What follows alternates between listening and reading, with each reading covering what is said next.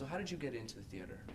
Well, my sophomore year of King's was when I first really got involved in the theater here.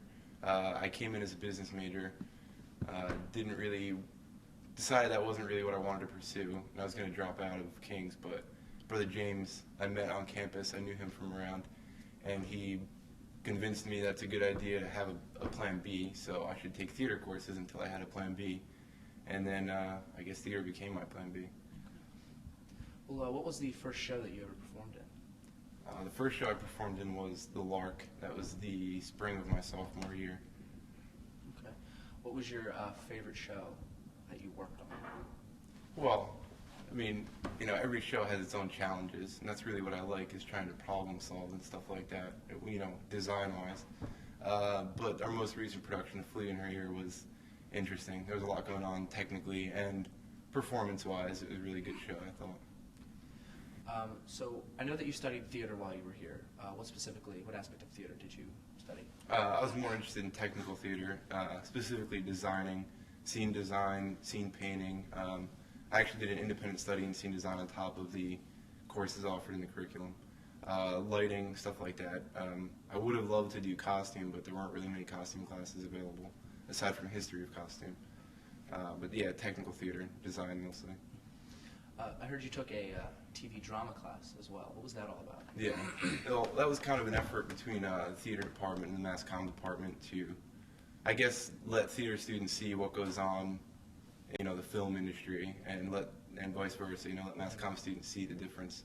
And that was really cool because it gave, you know, kids that did mostly, you know, camera work and sound work a chance to act, and you know, people that are used to acting in live venues a chance to act on film and just see the differences with that. You know, everything from lighting is different, costumes different. You know, there's different kinds of prep work involved, and I mean that's really what I took out of it, was the amount of planning that has to go into film that doesn't necessarily have to go into theater. I mean, do you think that you would pursue a career in on-camera type of acting, or would you rather be behind the scenes? I would definitely be interested in designing for film, you know, whether it's costumes or not necessarily lighting. I don't think I know enough about that. But scene design, stuff like that for film is pretty similar to scene design for theater, so I would definitely pursue that. I mean, if the option came up, I would definitely take it. All right, well, so from going on that, where do you see yourself in like 10 years? Where do you think you could see yourself? Well, I would like to go to grad school. I would like to get an MFA in scene design. But I mean, that's a ways away. I still have to build a portfolio.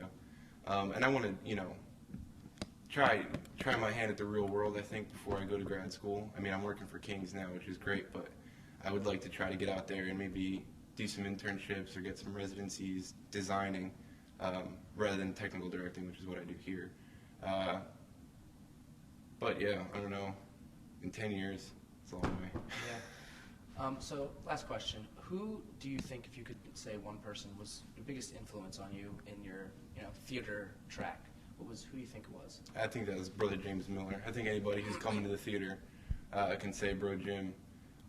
Like I said, you know, he's pretty much the reason I stayed at King's and the reason I got involved in the theater program.